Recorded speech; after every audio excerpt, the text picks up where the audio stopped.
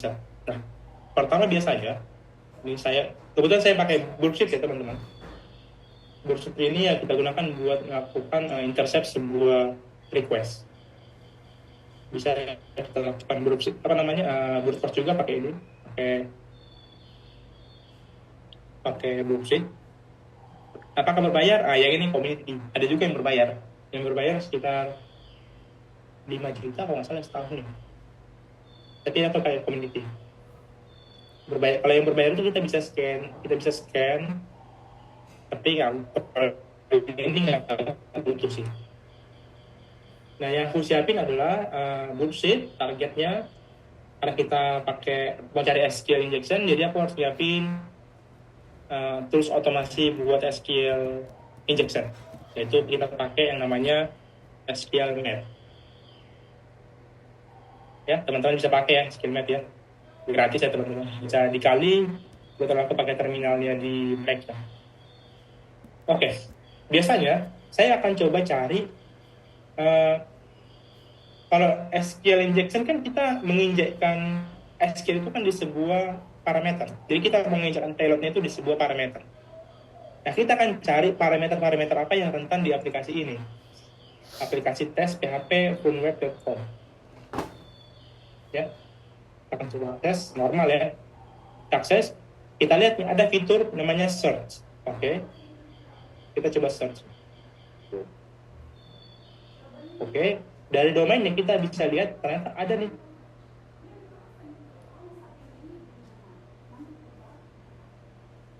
Ada ini. Kalau di sebuah domain kan ada URL, di URL ya, teman-teman. Ada endpoint ya, di set.php, ada parameter, ada payload ya, sini kita lihat. Nah, saya pengen coba ke parameter tes ini ya. Tanda kutip satu aja. Oh, ternyata error. Nah, error ini aja bisa indikasi bahwasannya si parameter ini bisa kita SQL injection. Nah, kalau kita cari di sini itu di sini ya, tanda kutip ya tadi ini ya.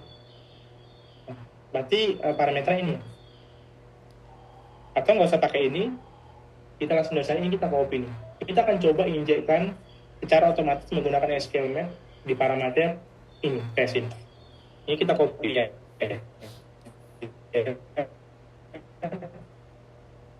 Kita langsung pakai yang namanya SQL. SQL itu kan kalau teman-teman nggak hafal sintaknya, teman-teman bisa baca ulang ya di dokumentasinya. Karena kita memasukkan domain, artinya kita akan cari option yang bisa menginputkan URL. Contohnya ini -u ya, teman-teman. SQLMap -u, kita masukin domainnya. Ya.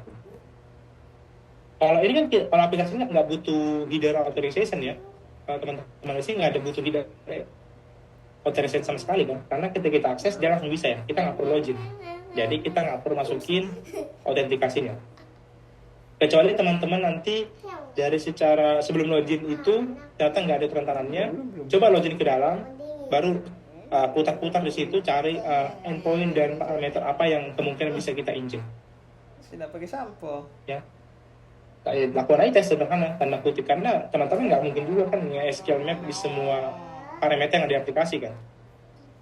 Itu bisa merusak aplikasinya, atau teman-teman sendiri tuh bisa diblok sama atau dideteksi sama tools yang punya aplikasi.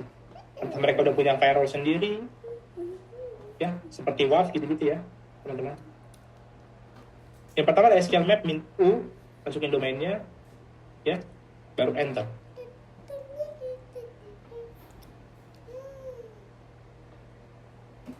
Nih. Enggak, bukannya lagi. Ternyata setelah kita lakukan SQLMap,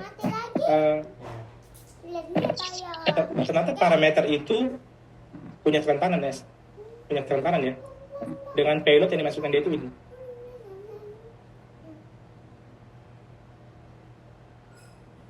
Nah, selanjutnya apa? Kita akan melihat apakah kita bisa melihat database-nya.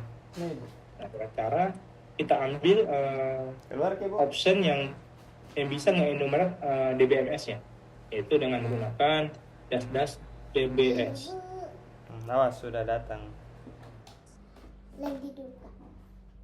Ternyata ada 2 database nih yang bisa kita enumerate. Nah, kita akan coba cari satu database ini. Kita coba enumerate lebih detail lagi. Isi database ini tabelnya apa aja. Kita bisa pakai option kita hapus ya. Min D ya, karena database ya. Dekat ada itu, Bu. Ya. Kita kan mulai tabel ya, berarti min database. Karena tanpa ini kan dia nggak muncul. Min D itu hanya mengidentifikasi Kenapa? spesifik database. Iya sudah nih. Sudah. Ternyata ada 8 tabel ya. Kalau kita mau lihat lebih detail lagi, di sini di list user kita tampilin aja, kita enumerate lagi kolomnya. Iya kan? Berarti min T users min kolom.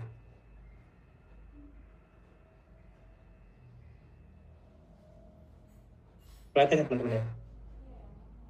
Nah sebenarnya bug bounty itu kan sampai sini aja harusnya udah bisa ya jadi dividen ya. Nggak harus kita lihat data aslinya. Sampai sini harus sudah bisa nih kita laporin ke yang punya aplikasi. Tapi kalau teman-teman kepo ya bisa langsung lebih dalam lagi. Contohnya teman-teman pengen lihat pengen ngedam detailnya nih, punya detail.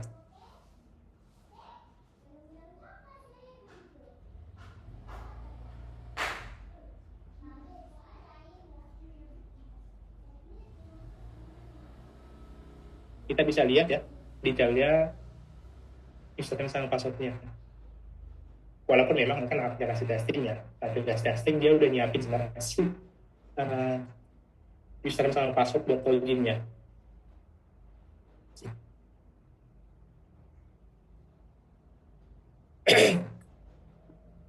Oke, ini udah bisa kita dam ya, data damnya pun kita bisa simpan, dan ini legal kalau mendamnya. Artinya kita ngambil data orang. Dan bahkan dari sini kita bisa sebenarnya komen OS ke servernya langsung, ke server database-nya.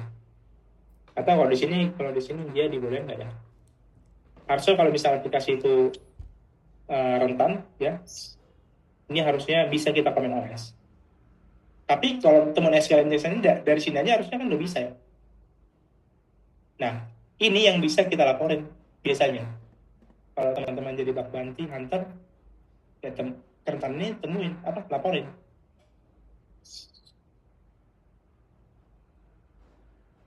Oke, tadi kan di sini ya. Coba kita cari di flow kami di parameter yang lain. Contohnya misalnya di form login misalnya. Ini ya, kita login. Kita ambil sini. Kita ambilin. Kita bisa mencoba di inject ke parameter ini. Ya, caranya sama. Kita copy URL-nya. Coba kita tes dulu ya, apakah memang si itu ada error ya. Karena kalau misalnya nggak ada error sih. Oh, ada error ternyata. Teman-teman juga bisa ya pakai ini ya. Jadi teman-teman tinggal copy URL-nya. Ya. Sama SQL map juga. Ya. Masukin data aja. Ini data. Teman-teman masukin data ini. Kan ini parameter yang mau kita injek. Ya. Habis itu parameter apa yang mau kita injek di parameter. Contohnya misalnya kita pilih parameter yang uname saja atau username. Di situ min diagram.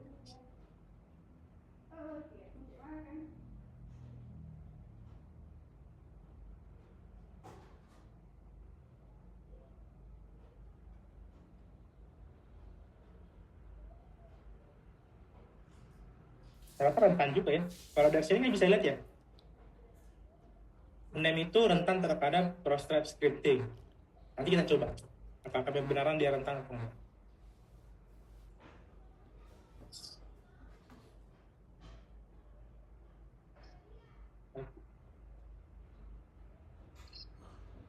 Karena gini ya, kalau misalnya dia user megang password, kalau dia login ya masukin aja authorization atau cookie-nya.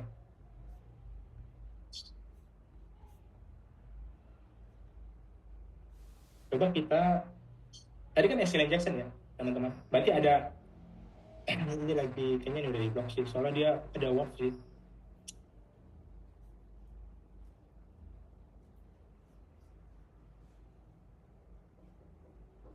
Gitu kan, biasanya enggak, ternyata bisa, walaupun dia ada work ternyata bisa.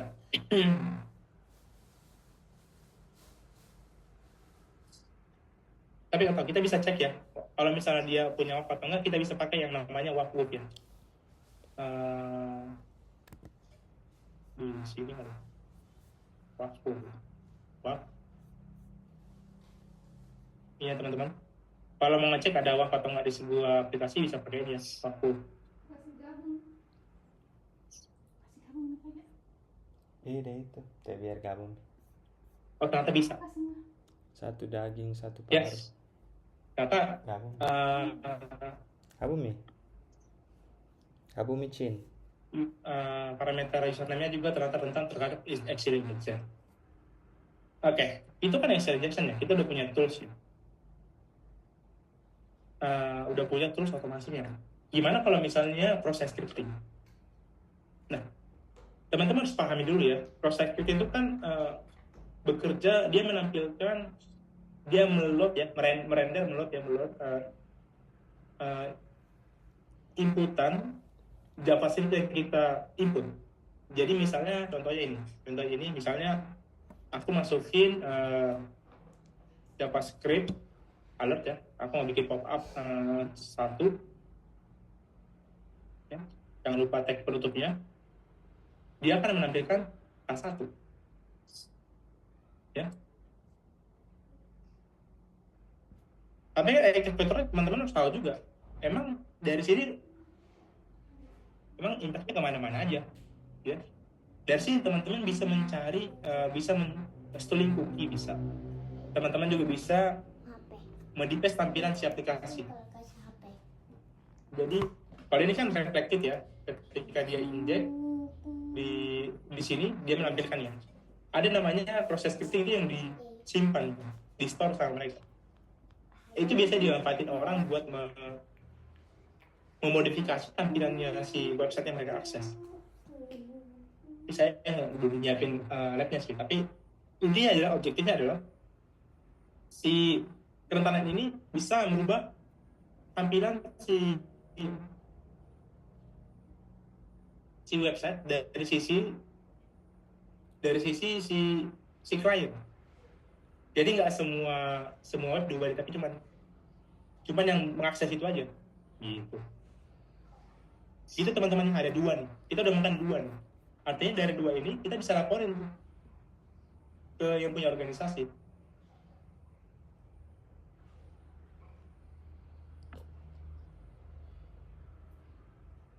ya. Nah isi bug bounty reportnya ya tergantung organisasi ya teman-teman, tapi yang penting isinya itu detail ya. Penjelasan singkatnya ada, endpoint-nya yang saya bilang tadi, endpoint yang tadi itu yang ini ya. Ini kan endpoint login page ya. Parameternya kalau misalnya ini tadi parameter tadi ini ya, yang tes ya.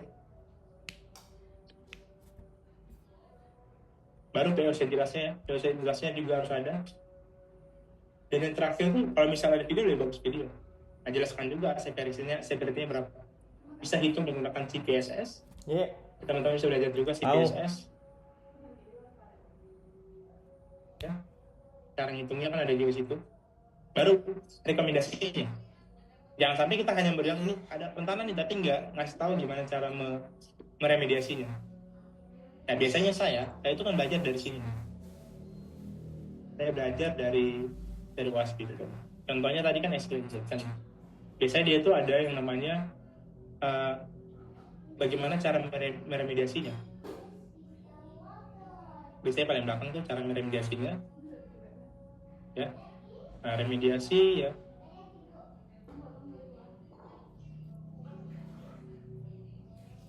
Ya teman-teman bisa masukkan ini sebagai remediasi apa yang perlu dilakukan oleh si yang punya aplikasi. Kasih aja nih di referensi.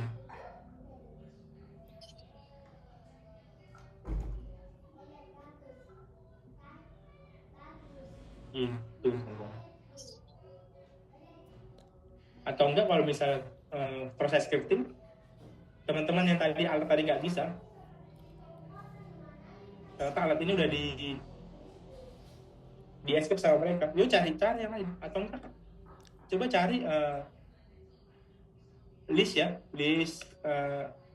injeksi apa yang bisa kita lakukan. Kebetulan ini ada di GitHub nih, teman-teman bisa pakai ini, bisa pakai. Karena kebanyakan bisa coba berpos pakai ini, pakai intrudernya si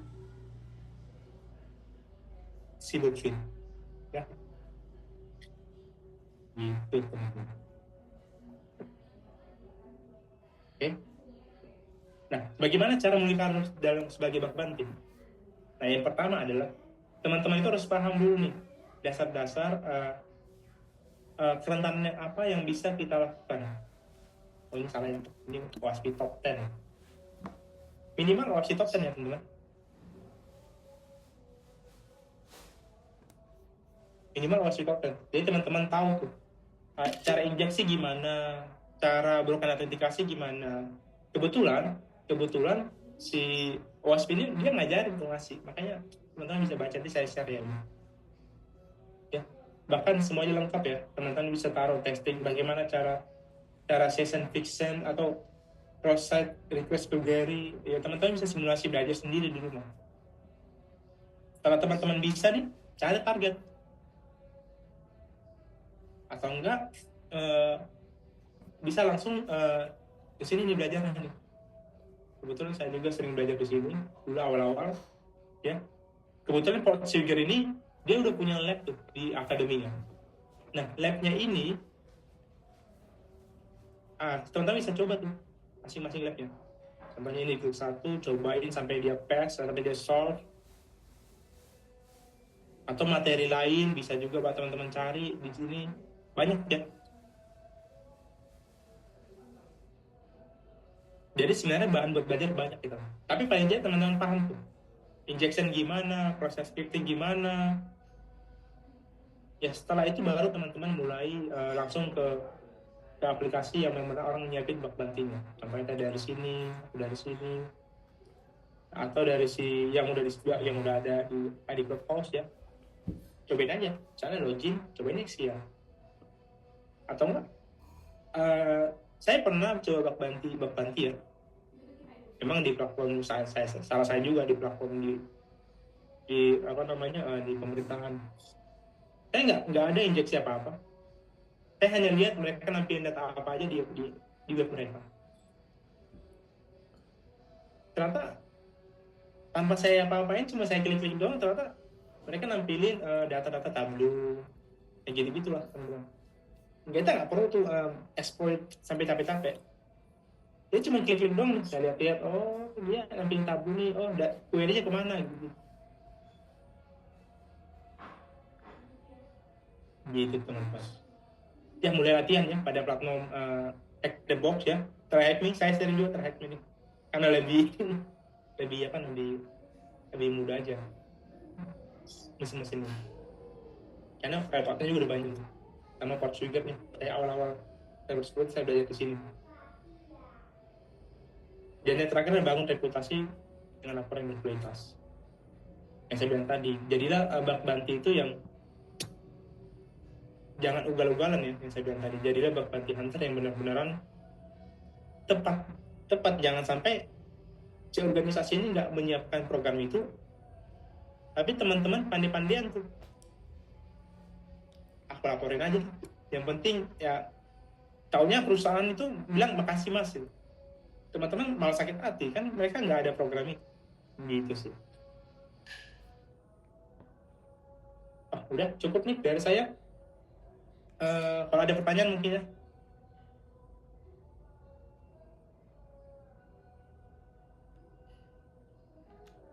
Oke, thank you Mas Robinson.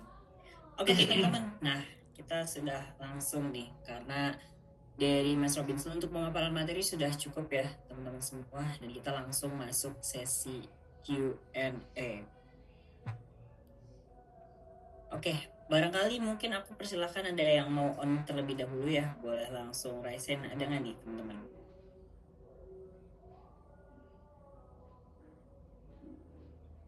Oke, udah ada dari Kak Welly Iskan, boleh silakan Kak Welly. Terima kasih moderator. Saya Willy, saya pengen nanya Mas, kalau untuk Bung Hantu itu kan ada berbagai macam platform ya. Yang saya tadi baca tadi kan ada yang TreeHive, Hack the Box, ya kan. Terus untuk Postfigure gitu kan. Nah, kalau untuk yang government ini nyari gimana Mas? Apakah kita harus kenal orang dalam dulu atau gimana Mas? Karena kan itu kan biasa tertutup Mas. Itu kira-kira ada Mas? Terima kasih.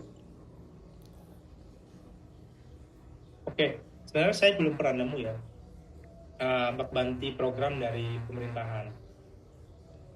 Tapi cuman kita disiapin pelaporannya. Ya sama kembali, kita hanya buat ngelaporin aja sama mereka. Waktu itu saya melaporin di Kominfo ya. Kominfo lapor apa gitu ya, dari lupa itu. Aduan apa gitu. Jadi saya laporin aja. Memang waktu itu kecewanya sih memang saya pikir saya melapor dengan email aja cukup. Ternyata kita disuruh isi form. Karena kan saya cuma ditanya, tapi memang saya juga was-was juga ketika saya melapor. Karena saya merasa saya bisa loh dituntut balik sama mereka. Karena mereka itu nggak ngundang kita, nggak ngasih izin buat kita buat menguji aplikasi mereka. Itu ada di laporan CISET Bang. Oh, saya belum lihat laporan CISET. Kalau memang di pemerintahnya udah punya tim CISET sendiri, ya langsung aja email ke mereka. Tapi saya jujur saya belum pernah nemu spesifik program bug bounty di pemerintahan. Mungkin kalau ada mungkin habis kali ya. Oh, kalau BSSN ya mungkin BSSN ya.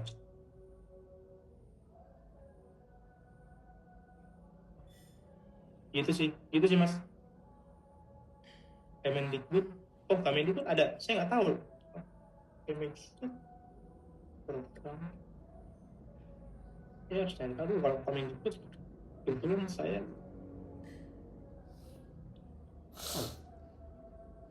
belum tahu sih Kemendikbud ada program.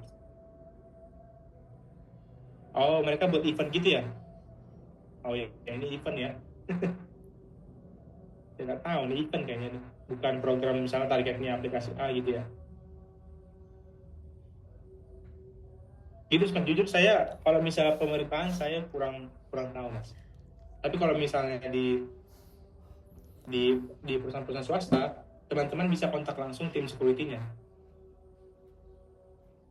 Misalnya infosec-nya di setiap perusahaan itu biasanya kan mereka punya email ya, atau punya platform seperti sosial media ya. Teman-teman bisa nanya dulu sama mereka, apakah ada program bug bounty. Kalau nggak ada ya ngapain kita bikin. Gitu sih Mas. Oke Mas, satu lagi Mas, saya pengen Mas. Itu kan tadi kan saya melihat ini ada baca platform bohongnya itu di TreeHive, Hack the Box, Postfigure. Nah itu bisa jadi kita itu kalau misal kita itu kan saya pernah nyoba itu Mas. Itu kan level-levelnya ada yang easy, ada medium, ada hard, ada insane, ya kan. Nah, ya, buat belajar ya. Nah itu kalau misalnya seandainya nih kita tembus, misalnya kita berhasil satu box gitu, itu kita bisa jadiin sebagai portfolio nggak Mas? Maksudnya portfolio branding kita tampak. Biasanya kan kalau yang security itu kan Mas, biasanya kan dia minta sertifikasi internasional, CCIP atau apa atau itu bisa kita jadiin portfolio nggak Mas? Untuk bisa ya, bisa teman-teman kalau bikin portfolio saran saya bikin semacam red up-nya. Jadi misalnya di LinkedIn ya bikin aja red up hack the box ini, masjid ini gitu ya, oke, step by stepnya, atau bikin semacam page sendiri ya, nanti bisa dikonekkan ke LinkedIn. Banyak kok teman-teman misalnya berhasil meng-POC-kan CPA ini ya, udah mereka bikin semacam blog sendiri, nanti itu bisa sebagai portofolio juga sih. Kalau misalnya nih saya ada blog Medium, terus nanti kalau misalnya saya berhasil satu blog, saya write POC-nya gitu, analisisnya Iya. di blog saya gitu. Bisa Gitu ya? bisa. Itu Oke, salah oke, satu oke. juga, banyak teman-teman juga. Kalau misalnya nih Mas, kalau misalnya nanti saya misalnya nih Mas ya misalnya ya dapat ide kemudian ada bikin tool exploit itu apakah nanti yang melihat kita itu wah ini dia bisa bikin ini hacker nih apa nanti ngehack itu apa mereka kalau di Indonesia itu gimana Mas, kan biasa kayak gitu Mas, wah ini hacker nih, aduh ngeri nih, takut itu dia data-data kita gimana, ada pengalaman seperti gitu kan Mas? Maksudnya gimana? Maksudnya kalau kita bikin Iya, maksudnya blog gitu kita bikin blog kan, kita sering-sering ngupas, analisa. Nah, ada satu waktu nih, kita ada ide nih bikin exploit gitu kan. Bikin exploit untuk misalnya kayak taruh aja, kita menemukan satu exploit ternyata di web atau aplikasi apa gitu, ini ada yang belum di page sama vendor gitu kan. Jadi kita bikin exploitnya gitu kan. Kita write app gitu. Itu etikanya tuh bagaimana Mas, ininya? Itu kalau itu udah nggak bisa Mas ya, karena kan teman-teman pengen udah ngebocorin informasi orang lain ya.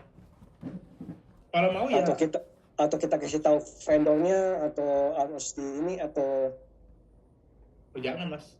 Saya pikir jangan, karena itu bocoran informasi. Kalau teman-teman pengen misalnya menemukan bug tiba-tiba publis di sosial media, kan itu sama aja teman-teman membocorkan informasi perusahaan orang. Nah itu kalau kayak gitu gimana sebagai etika kita untuk perbaikan, misalnya apa kita kasih tahu ke adminnya atau bagaimana gitu? Nah, saran saya memang kasih tahu bahwasanya kita menemukan kerentanan ini nih. Walaupun mereka nggak buka program itu ya, tapi ya kita beritahu, kita laporkan sebagai media. Mungkin nanti akan berguna ketika interview. Misalnya teman-teman, saya sekarang sering melakukan bug bounty, salah satu portofolionya ini gitu. Ya mungkin ketika interview teman-teman mau menunjukin ya di hide aja yang berbau informasi yang perusahaan lain gitu. Oke. Siap. Yang gitu. Oke, thank you Kak Welly.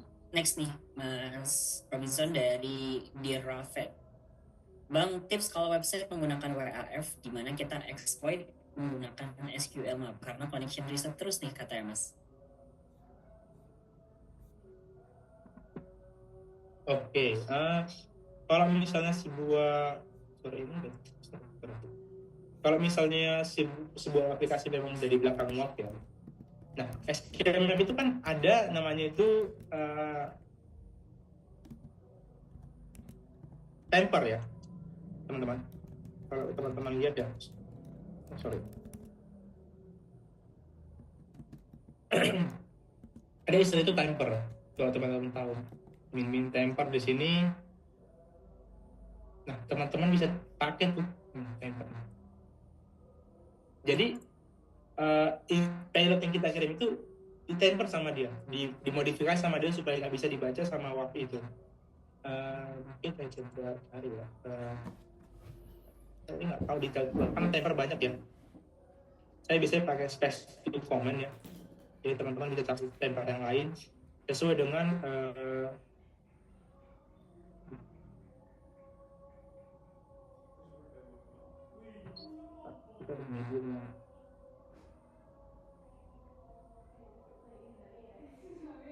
namanya itu temper. Jadi teman-teman bisa pakai itu ya.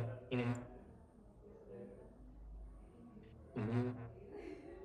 Biasanya ya di beberapa WAF ya ini bisa di bypass. Tapi nggak semua ya, nggak menjamin kita bisa nge-bypass WAF-nya. Atau nggak kalau misalnya memang misalnya di aplikasi ini di aplikasi tadi itu ternyata biasanya kan aplikasi ada API-nya kan, dan bahkan tiap API itu berbeda-beda domain. Misalnya buat ngambil data ini dia pakai domain ini API-nya gitu ya. Nah biasanya mungkin di satu, coba cari lebih dalam lagi jenis-jenis domain-domain API yang ada di aplikasi itu. Bisa jadi di satu API itu memang di belakang WAF, sisanya nggak di belakang WAF gitu. Jadi mutar-mutarnya di aplikasinya, di webnya. Cari itu domain apa aja yang bisa, kemungkinan besar kita bisa cari. Kayak gitu sih. Salah satu bisa pakai temper atau enggak cari domain lain atau API lain. Bisa jadi satu domain, satu aplikasi itu beberapa API. Itu sih. Semoga menjawab. Begitu ya. Ya, Kak Raven. Nanti kalau misalkan Kak Raven masih bingung, boleh kali ya disampaikan kembali untuk pertanyaannya. Dan next nih Mas Robinson dari Kak Renaldi ya. Kan mau tanya dong, untuk hacking apakah itu hanya terkait website saja? Apakah ada hacking terkait perangkat IoT atau perangkat yang terkoneksi ke internet lainnya? Dan kalaupun ada, apa metodenya sama seperti hacking pada website nih Mas? Sebenarnya metodenya sama ya, injection juga. Jadi misalnya contohnya tadi kan website ya. Ada yang misalnya kita lagi pentest Android. Nah, kalau kita pahamin aplikasi ini iOS ya.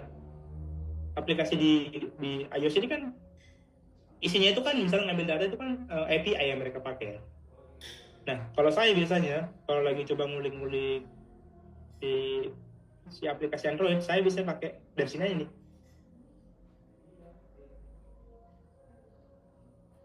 Saya coba capture ya, kelihatan ya? Nggak kelihatan ya. Ibaratnya saya coba capture si request yang saya pakai di di Android ataupun di iOS. Nah, paket request itu yang saya manfaatin. Misalnya saya cari tuh parameter apa yang bisa saya injek, sama metodologi sama. Tapi intinya ya bagaimana kita bisa cari si endpoint ataupun parameter yang rentan di sini. Kita juga nggak harus dari handphone ya, kita juga bisa nggak ada dari laptop ya, kita juga bisa injeksi pakai ini nih. Even saya bisa sering injeksi dari sini nih, dari handphone aja cukup. Saya iseng misalnya ada aplikasi ya yang instalasi, tinggal install aja di sini terminal. Saya implementasi, saya coba install SQL Map, Nmap gitu, saya coba adjustment sedikit, siapa tahu bisa masuk gitu ya. Ya beberapa ada sih yang masuk, cuman ya saya menutup rasa ingin tahu saya saja sih. Itu sih teman-teman, sama metodologi sama ya sebenarnya. Berarti bisa juga ya Mas untuk perangkat IoT atau perangkat yang terkoneksi ke internet lainnya. Ya. Gitu ya Kak Renaldi, kalau misalkan bingung boleh banget, ataupun ada pertanyaan lain pun boleh banget disampaikan ya. Next nih Kak dari Kak Aris Aditya. Selamat sore, saya Aris IT Infra dari perusahaan manufaktur part otomotif. Izin bertanya berkaitan dengan security dari sisi IT Infra. Biasanya apa saja yang diperketat keamanannya, lalu berkaitan dengan programming atau sistem bagaimana caranya, atau tips berkolaborasi dengan tim terkait dengan keamanannya. Kebetulan saya masih tahap belajar nih, katanya Mas Robinson. Oke, dari sisi infrastruktur. Biasanya kalau di infrastruktur itu adalah yang berbicara mengenai open port yang teman-teman perlu jaga. Batasin port-port yang terbuka di organisasi teman-teman. Ya, saya pikir semakin banyak pintu di rumah kan itu bukan semakin aman ya, malah semakin banyak celah orang yang bisa masuk ya. Yang usahakan pintunya itu dibikin semakin sedikit, dan pastikan port-portnya itu jangan default ya. Portnya itu di custom. Ibaratnya ya kalau misalnya di rumah pintu ya jangan gambar pintu jangan bikin aja kayak gambar tembok. Jadi orang nggak tahu itu pintu atau enggak. Contohnya misalnya tadinya SSH defaultnya berapa ya custom aja jadi berapa gitu. Ya. Yang kedua itu berbicara mengenai HTTPS ya. Pastikan setiap aplikasi teman-teman itu udah terimplementasi HTTPS atau udah ada sertifikat TLS-nya. Itu hal basic aja seperti itu. Yang keempat adalah yang ketiga kalau teman-teman udah punya firewall, ya konfigurasi firewallnya dibenerin. Ya, filternya ya dituning terus. Semakin bagus, semakin sering di review ya semakin bagus. Itu sih. 3 aspek itu aja yang pertama.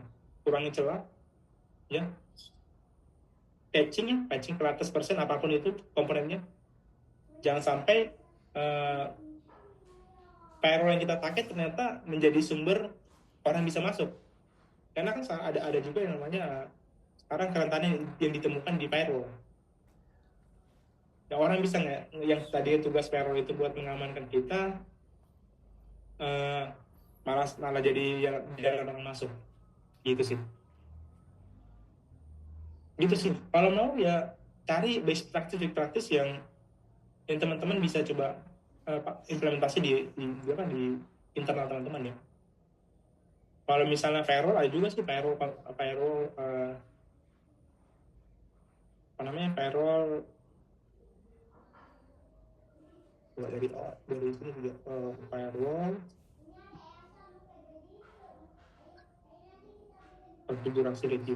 configuration review.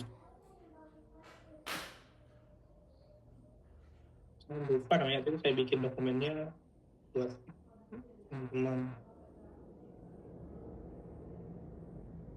Ini saya cari dulu, saya taruh dulu deh. Karena itu saya pernah bikin dokumen juga. Cukup sih, Mas. Nanti saya share apa-apa file. Baik Mas Robinson, thank you untuk jawabannya. Dan gitu ya Mas Aris nih, kalau misalkan dari sisi infrastruktur. Tapi ini ada tambahan juga nih Mas, ada tanggapan dari Kak Welly sama Kak Rizky. Bisa dengan cyber security, ada red team, ada blue team, terus ditambahin dari Kak Rizky ada purple team. Kalau 3 hal ini gimana tuh Mas? Nah, kalau 3 ini kan 3 tim yang berbeda ya, maksudnya walaupun saling bersinergi ya. Ya blue team ya lebih ke bertahan ya, red team yang lebih menyerang, yang purple team biasanya sekarang itu yang mengintegrasikan kedua ini. Nah, tentu ya kalau misalnya di salah satu buat pengaman infrastruktur ya blue team ya, karena kan blue team itu lebih ke mendeteksi ya. Misalnya blue team kita udah punya yang namanya CM ya, nanti semua log-lognya itu diparsing ke CM itu, baru dibikin deteksi-deteksi yang relevan dengan cyber security sekarang. Ya memang itu part dari pengamanan. Kalau tadi yang saya bilang tadi kan itu kan perbaikan di sisi infrastrukturnya. Nah sedangkan yang red team dan blue team ini kan tim yang mencoba mengamankan. Gitu sih. Bisa nanti kalau misalnya teman-teman udah melakukan perbaikan, nanti red teamnya suruh melakukan pengujian. Nah nanti dari sisi blue team coba bisa nggak mereka mendeteksi pengujian yang dilakukan oleh si red team. Jangan sampai ketika orang melakukan pengujian ternyata deteksi yang dilakukan oleh blue team itu nggak relevan lagi. Gitu sih. Itu tim yang melakukan pengamanan. Oke, thank you Mas Robinson. Nah, next Mas ada pertanyaan lagi dari Karaven lagi ya. Saran kerentanan apa aja yang harus dipelajarin, cara menemukan dan eksploitasinya selain XSS, SQLI, IDOR, dan kerentanan apa aja yang sering Mas Robinson temui nih Mas? Ini kepo nih kalau misalkan Mas Robinson nemuin kerentanan apa aja sih selama di dunia kerja mungkin. Oke. Kalau di dunia kerja saya sering nemu SQL injection memang. Cuman memang kan jadi bosan ya kalau temuannya itu aja. Nah sekarang saya lebih tertarik yang namanya itu IDOR. Ya, IDOR itu kan bagaimana satu objek itu yang bukan kaki kita bisa mengakses. Nah biasanya saya lebih fokus ke situ. Kalau SQL injection mungkin ya karena mungkin ya memang kasih saya cek, tapi saya lebih tertarik sama dari IDOR. Bahkan ketika saya coba di rumah, saya tuh coba tuh setiap API yang saya akses dari handphone nih, misalnya aplikasi BEM ini atau aplikasi bukan ini gitu ya, yang sering saya pakai transaksi, saya coba cari ada nggak objek-objek itu parameter-parameter yang bisa saya modifikasi. Misalnya yang tadinya dia hanya mengget data diri saya ubah parameter apa, bisa nggak dia ngambil data orang gitu. Dan ternyata di beberapa perusahaan saya menemukan juga, akhirnya saya laporin juga dan sekarang udah diremediasi. Itu sih. Selain dari situ ya itu yang saya bilang tadi, teman-teman bisa belajar dari OWASP tadi. Simpel aja, saya nggak perlu muluk-muluk, jangan terlalu banyak ya, jangan terlalu banyak apa namanya, fokus di beberapa part dulu ya. Contohnya di sini ya, dia kan ngasih tahu ya di sini. Dari mulai sini ya, salah satu SQL injection tadi ya, testing ini ya, ini pelajaran masing-masing pengujian. Nah, atau saya ada namanya DVWA, kalau teman-teman tahu DVWA ya. Nah, DVWA ini kan platform mesin yang bisa kita gunakan buat belajar itu ya.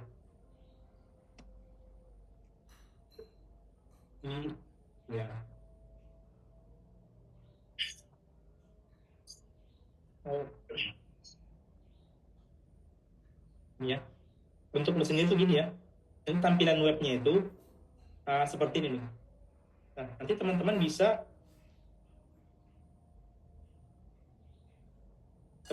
coba satu-satu nih, dari brute force, domain injection, file inclusion, file upload, ya. Teman-teman bisa coba satu-satu. Ya, cari. Jadi jangan cuma berhasil mencoba, tapi cari bagaimana kita meremediasinya. Pahamin juga, karena di sini tuh kita bisa mengatur tingkat kesulitannya di sini. Kita atur misal dari mulai yang mudah sampai yang sulit. Misalnya contohnya SSS yang mudah, kita cuma script alert, dia udah ke-trigger tuh. Tapi yang sulit, dia nggak cukup tuh script alert, dia harus modifikasi juga di tag HTML-nya, di tag JavaScript-nya. Gitu sih. Belajar dari sini dulu nih, dasar-dasar dari sini.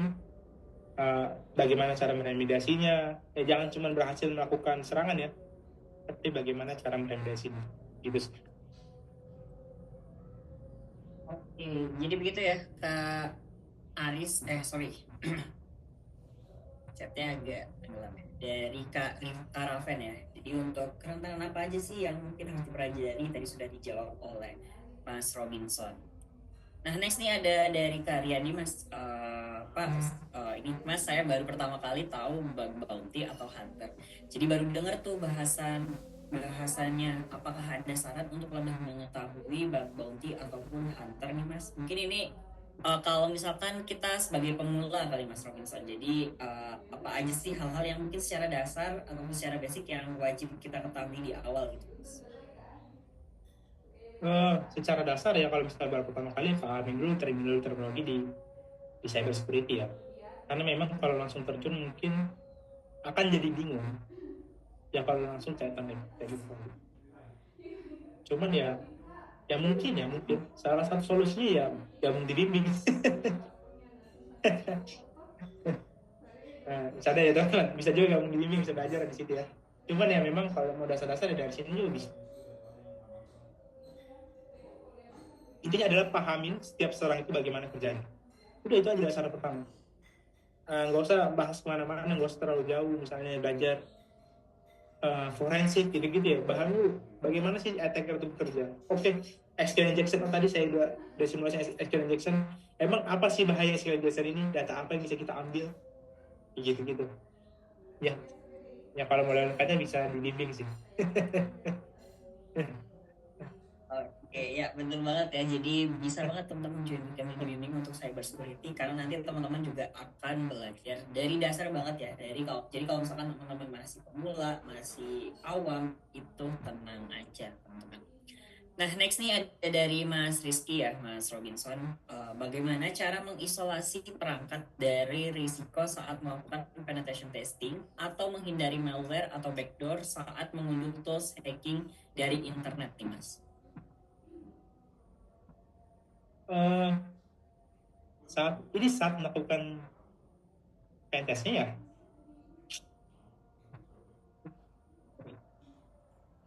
iya betul Mas. Ya kalau ya sandboxing ya teman-teman. Ya teman-teman bisa siapin satu mesin ya di film teman-teman. Ya pastikan dia nggak bisa komunikasi ke hostnya ya.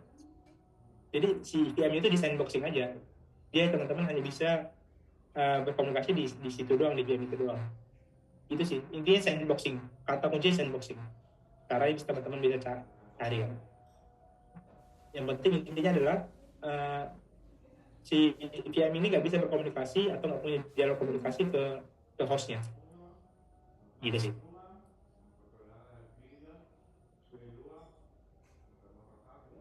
Oke, sebentar. Oke, gitu ya. Untuk penetration testing. Oke, ini ramai banget ya di kolom chat. Sebentar sedikit aku scroll up dulu ya, Mas. Oke, ada lagi nih, Mas, dari Kak Rozi Urbayandi. Apa nama legal pekerjaan atau sebutan di perusahaan untuk bidang ini nih, Mas? Dan apakah ada sertif untuk di bagian ini yang gratis atau murah di mana? Serta bisakah minta PPT? Mungkin untuk PPT aku jawab dulu ya, Mas. Jadi untuk PPT tidak kami share ya, teman-teman, tapi teman-teman bisa lihat aja di sini, bisa maksimalkan aja.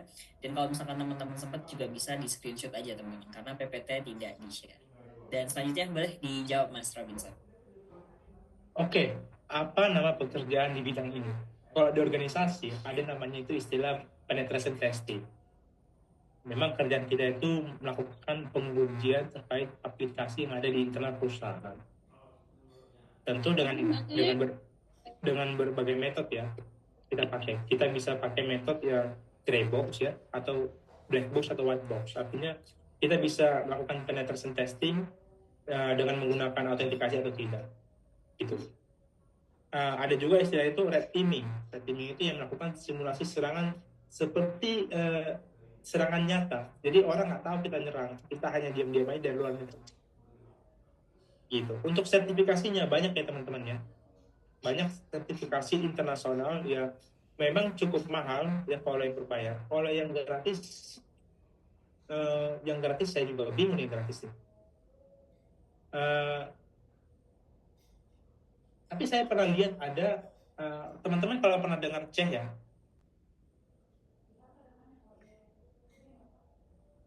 Kalau teman-teman pernah dengar CEH ini kan mahal ya. Kalau misalnya range-nya itu di angka 20 ya, 20 juta. Coba saya pernah itu lihat kalau teman-teman masih mahasiswa atau punya kartu pelajar, itu jadi 4 juta. Saya lupa dari Metro Data atau gimana, saya lupa ya. Yang jual ini. Kayaknya ya sih. Coba teman-teman, saya harganya 4 juta asal mereka jual.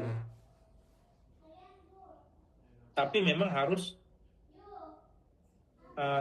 mahasiswa ya. Atau enggak teman-teman bisa dari yang murah ya. Testing itu dari yang sejutaan itu dari DevSecOps ya. Kebetulan saya punya satu nih. CAP dari sini ya. Waktu itu saya dapat gratis juga nih. Kebetulan dia kadang dia punya voucher gratis. Teman-teman bisa dari sini ya. Saya copy dulu. Saya kirimkan di kolom chat. Ini menurut saya, jadi urban spesifik. Sorry. Pribadi. Ini murah, sejutaan kalau mau bayar. Tapi waktu itu saya kebetulan dapatnya gratis. Jadi dia punya sekali setahun atau 2 kali setahun tuh ngasih voucher gratis 100%. Jadi teman-teman bisa pantengin nih, bisa perlu gitu teman-teman. Kalau yang lain apa ya?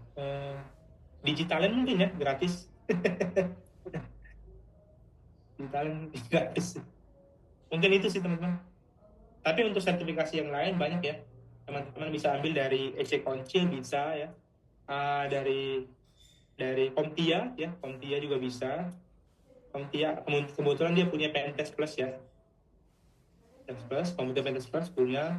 Tapi menurut saya ini agak cukup susah kalau masih baru mulai. Kalau baru mulai itu ambil Comtia yang Security Plus.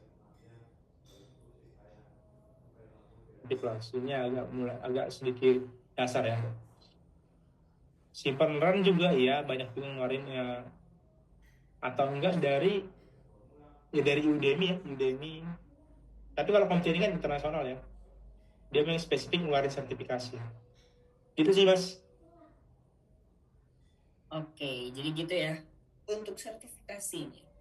Nanti kalau misalkan ada pertanyaan lanjutan boleh banget ya disampaikan. Dan next ini ada pertanyaan dari Kak Bagus Chandra nih Mas. Bagaimana cara eksploitasi bug Firebase Cold Messaging server key? Kemarin saya menemukan di situs dan mendapatkan bug bounty, tetapi saya masih bingung cara mengeksploitasinya. Saya coba search bug itu bisa mengirim notif ke semua pengguna yang ada di situs tersebut. Itu Mas. Bagaimana cara mengeksploitasi bug Firebase Cloud Messaging. saya belum tahu dong. Tapi kalau memang bisa ya, kalau memang udah ada POC-nya, ya mungkin bisa kita reproduce ulang ya. Tapi nggak tahu deh siapa yang menemukannya, saya nggak tahu. Ya mungkin saya coba carikan dulu. Soalnya saya nggak tahu nih siapa yang ngeluarin ya. Coba baca-baca dulu dia kerentanannya dari sisi mana ya. Apakah dia memanfaatin CPA atau memang bugnya si Firebase itu sendiri. Itu sih, saya belum tahu, belum bisa jawab caranya gimana ya, karena nggak tahu pemanfaatannya, dia memanfaatin celah yang mana. Oke, siap Mas Robinson. Dan kita next ke pertanyaan Kak Danis nih Mas. Saya mau tanya, memungkinkan nggak Kak buat pemula buat bisa ngejar pengen jadi cyber security gitu? Kebetulan saya semester 4 di IT. Nah, mungkin kan Mas buat pemula kalau kan pengen ngejar jadi cyber security, mungkin ya bisa rentang waktu berapa lama ataupun ada tips-tipsnya nih dari Mas Robinson. Ya mungkin, sangat mungkin ya, dunia cyber security itu bukan basic kuliah saya cyber security ya. Saya dulu kuliah jurusan telkom, tapi waktu itu saya lebih ke elektronika dulu. Tapi karena memang jalur karir saya di dunia cyber security, saya dalamin. Karena waktu itu dasar pertama-tama saya jadi S1 monitoring. Kerja saya itu monitoring alarm ya, siapa yang nyerang kita monitoring. Dan dari situ saya belajar setiap alarm itu fungsinya apa aja. Saya belajar terminologi baru ya. Memang nggak langsung signifikan kita jago, tapi perlahan kalau bisa ya ada perubahan di setiap bulannya atau di setiap minggunya. Ya contohnya misalnya awalnya aku hanya tahu Windows, atau enggak awalnya aku sebelumnya hanya tahu pengelolaan log di Linux.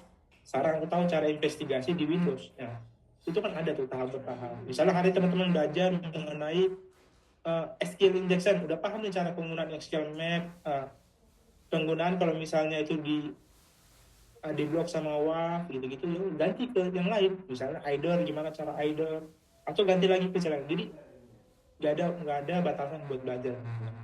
Tapi yang saya coba tekankan sama teman-teman itu, kalau mau bangun karir path di dunia cyber security itu kalau bisa spesifik ya. Mungkin saat ini teman-teman coba nih red team, baru coba blue team, nyamannya di mana? Kalau teman-teman ternyata nyamannya di red team, ya udah fokus red team. Ternyata teman-teman nyaman di blue team nih, ya fokus di blue team. Implementasi misalnya contohnya Waju sebagai CM, bagaimana cara mengelola log, ya itu kan berbicara di blue team. Saya akan direktin kan bagaimana kita mengeksploit di setiap teknologi kan, kayak gitu. Cara saya belajar dua-duanya dulu.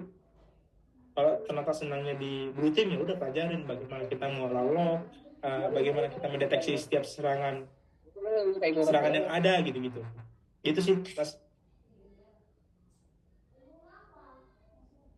Oke, jadi bisa ya nih, gak usah takut ya walaupun masih semester 4 di IT Kak Danis.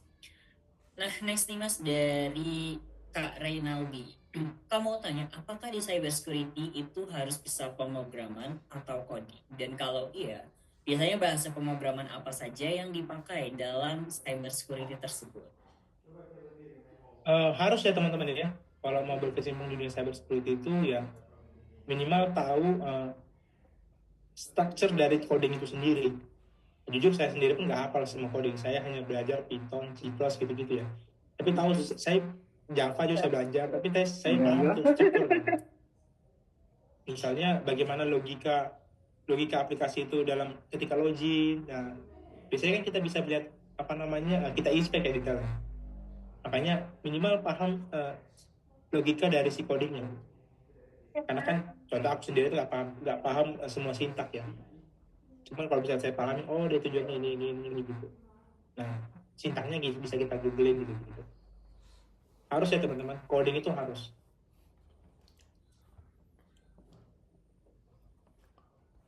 Oke, jadi harus ya Kak Robinson, Kak Renaldi nih, kalau misalkan Kak Renaldi mau jadi cyber security. Nah next nih Mas, dari Kak Rizky Vadetra. Saya mau minta pendapat Mas, kan saya ada WSL Debian, transaksi 1 sama VM. Masalahnya di WSL itu sering install tools seperti Metasploit dan lain-lain, dan juga masalahnya untuk penyimpanan lokal disk saya tinggal sedikit. Jadi menurut Mas, apakah uninstall dan pindah ke Linux atau gimana? Oh, itu saran nih Mas Robinson. Kalau pakai WSL kan kayaknya saya kalau WSL Pak storage ya kalau nggak mau masalah storage ya pakai apa namanya VPS aja di cloud. Pasti kan nggak ada masalah tuh storage ya, tapi bayarnya ada, jadi nggak gratis bayar. Karena kalau pindah ke VM juga kan harusnya ya nambah storage juga kan. Tuh, kalau storage mah itu ya pintar-pintar kamu aja. Atau enggak uninstall tools yang nggak dipakai. Misalnya di Kali Linux ternyata udah keburu update semua toolsnya, ya udah hapusin aja, nggak perlu. Gitu sih. Itu ya Kak Rizky nih untuk permasalahannya ya, lokal disknya sudah sedikit. Oke, ini ada pertanyaan nih Mas, dan lumayan panjang ya dari Kak Bahrul Panji. Ada 3 pertanyaan Mas, mungkin satu-satu kali ya. Yang pertama adalah dalam konteks bypass authentication. Bagaimana Mas Robin mengeksploitasi kelemahan implementasi OAuth 2.0 pada aplikasi web modern? Berikan contoh spesifik serangan yang dapat dilakukan serta cara mitigasinya, Mas. Satu-satu nih kita bacain nih. Iya, karena 3 banyak sekali, Mas. Oh, biasanya kalau misalnya terkait autentikasi kayak gini itu saya manfaatin memanipulasi URL-nya. Jadi nggak harus ya semua ya. Biasanya apa yang kita kirim kita manfaatin. Jadi misalnya inputannya itu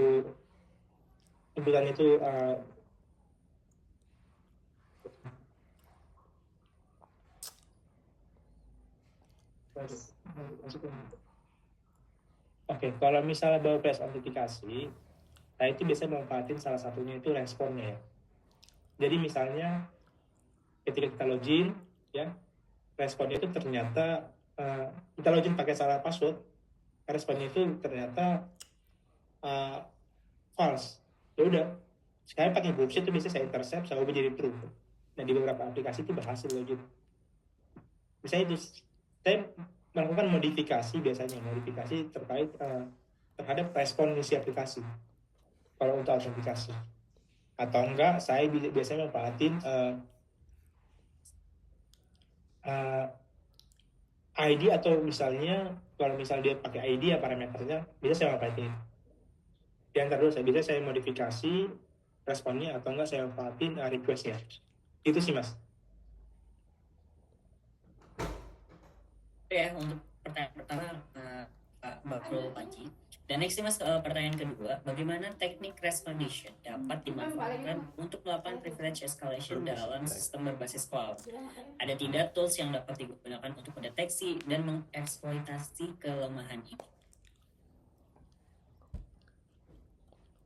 Bagaimana teknik respondition dapat dimanfaatkan untuk mengirimkan privilege escalation dalam sistem berbasis cloud? Ada tidak tools yang dapat digunakan untuk mendeteksi manipulasi? Ya, kita bisa pakai tools ya, tools Metasploit kayaknya punya deh dia. Siapa yang pakai? Kita bisa pakai bullshit juga. Ya. Intinya adalah kan kita mengirimkan request ya. Jadi request yang kita kirim ini sesuai nggak sama apa yang ini di cloud ya. Nanti di cloud ini kan harusnya dia punya konfigurasi privilege ya. Nah makanya kita manfaatin itu requestnya. yang tadinya misalnya user biasa, kita ubah tuh role-nya jadi admin. Saya nggak tahu kalau misalnya di apa namanya, kalau misalnya di GCP kan kita punya token ya. Tapi kalau ini kalau menurut cloud-nya gimana? Kalau di AWS ya.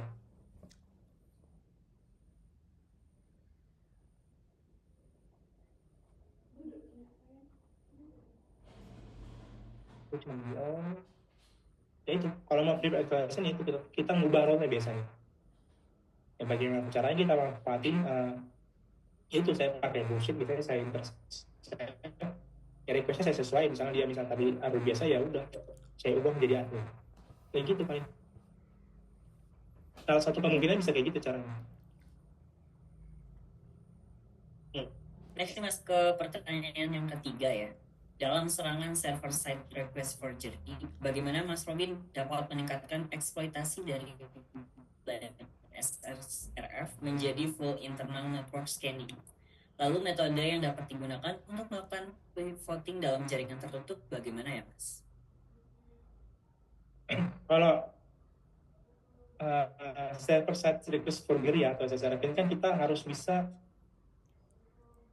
mencari parameter yang tepat ya, sesuai dengan aplikasi itu sendiri. Jadi kalau teman-teman belum menemukan parameternya, teman-teman nggak bisa melakukan ini. Ya, kayaknya teman-teman harus bisa mencari parameter, endpoint parameter, dan pokoknya endpoint dan parameter yang sama seperti aslinya. Jadi teman-teman bisa memanfaatkan itu. Kalau misalnya itu udah sama, ketika si target kita itu ngehit si domain yang kita kirimkan, dia akan otomatis ngehit endpoint dan parameter itu.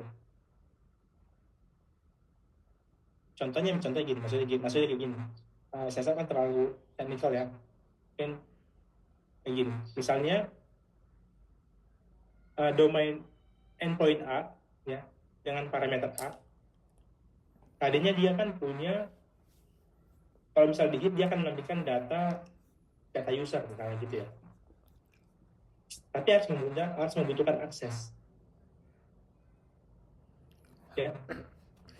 Nah, karena kita udah tahu spesifik endpoint dan parameternya, itu yang kita kirimkan ke si client. Jadi kita manfaatin ketika dia udah berhasil login di browser mereka. Entah apa yang kita setting, ya kita bisa bikin tunneling buat ngirim data yang diinput dia atau cookies yang mereka pakai gitu sih.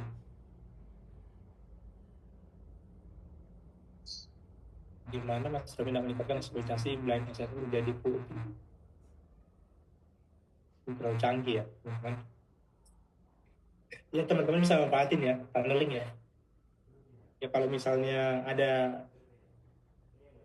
kredensial yang bocor, ya kita teman-teman bisa manfaatin tunneling. Bisa pakai SSL tunneling ya. Kan jadi kita bisa handle sendiri. Intinya adalah teman-teman bisa manfaatin tunneling dari veteran server side forgery tadi. Ketika hit ya, kita bikin tunneling ke server kita, ya kita bisa ngambil datanya gitu sih. Oke, thank you Mas Robinson. Oke teman-teman, karena sudah 544 ya, mungkin untuk pertanyaannya 2 lagi ya teman-teman, karena yang menjalankan puasa juga kan harus menyiapkan berbuka puasa. Jadi untuk pertanyaannya sudah ada nih dari Mr. Claude dan juga ada Kak Maleha. Sudah dicukupkan terlebih dahulu ya teman-teman untuk pertanyaannya. Satu pertanyaan terakhir nih Mas, dari Mas Mr. Claude terlebih dahulu ya. Mas mohon saran, apakah perlu menyediakan device atau laptop khusus untuk pentest, atau bisa device pribadi sekalian untuk pentest dan hacking? Dan bagaimana agar device dan data kita bisa tetap aman untuk antisipasi serangan balik dari hacker lain, Mas?